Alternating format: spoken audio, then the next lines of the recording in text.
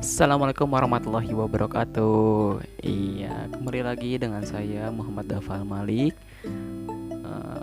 Sebelumnya perkenalan dulu.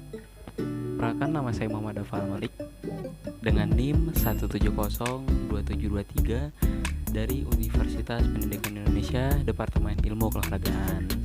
Iya, kayak gitu. Nah, kemarin Davo udah membahas tentang gimana sih pencegahan COVID di bidang masyarakat, ya terkhusus orang-orang masyarakat umum seperti itu.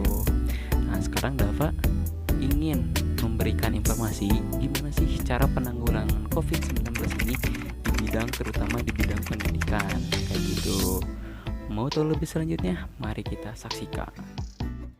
Oke teman-teman, mungkin kalau misalnya kalau nanti kita ngedaring lagi, kita tidak belajar online lagi teman-teman, itu pasti pendidikannya langsung tatap muka gitu ya, seperti biasa lagi gitu. Mudah-mudahan COVID-19 di Indonesia ini, di seluruh dunia ini cepat hilang dan bisa beraktivitas seperti biasanya, terkhusus untuk bidang pendidikan gitu teman-teman ya.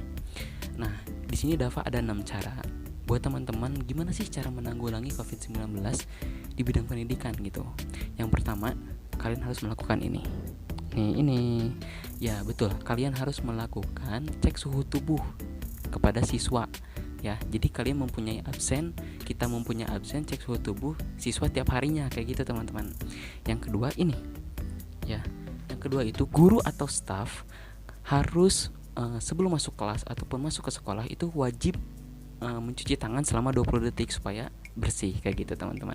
Yang ketiga yang ini ya, jikalau kalau misalnya siswa pergi ke toilet, diusahakan sebelum masuk kelas itu selalu mencuci tangan. Kita nggak tahu gitu ya, siswa memegang apa, virus-virus memegang apa, kayak gitu kan. Jadi tidak tahu, jadi diusahakan selalu mencuci tangan, kayak gitu teman-teman ya. Ini yang keempat, yang ini. Nah, yang keempat ini rajin membuang sampah, karena bakteri-bakteri di sampah itu sangat mematikan teman-teman, kalau misalnya bisa kehirup oleh tubuh kita, seperti itu ya, kayak gitu.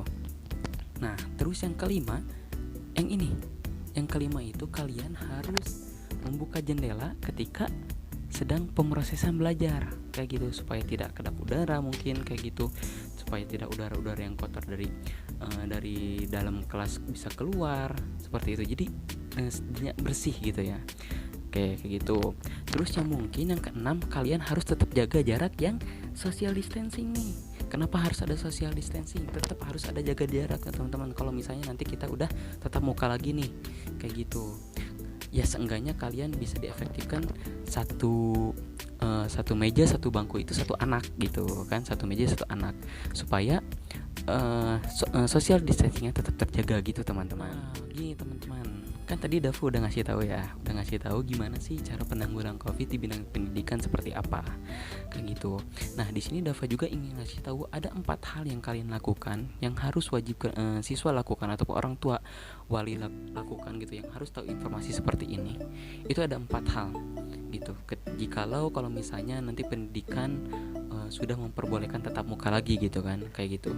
Nah, yang pertama yang harus kalian lakukan adalah jangan sampai ada kontak fisik seperti cium tangan kepada guru, terus salaman ataupun berbagi makanan ke teman sendiri. Itu pantang sekali untuk dilakukan gitu ya, jangan dilakukan. Nah, jadi untuk orang tua siswa ataupun walinya itu tolong diperhatikan dengan itunya, maupun kalau misalnya guru-gurunya tolong diingatkan seperti itu. Nah, yang kedua yang harus kalian lakukan adalah jangan memaksakan anak ketika demam untuk berkesekolah gitu ya. Takutnya virus-virus yang ada di tubuh dia ketika sakit itu menempel ke teman-temannya, seperti itu. Nah, terus yang ketiga, informasikan kepada guru-guru secara personal gitu, secara individu. Langsung chat aja gitu ya, gurunya langsung di personal, kayak gitu, dengan personal chat menginformasikan kalau misalnya anaknya tidak hadir jikalau ini anaknya sedang sakit, seperti itu, kayak gitu teman-teman.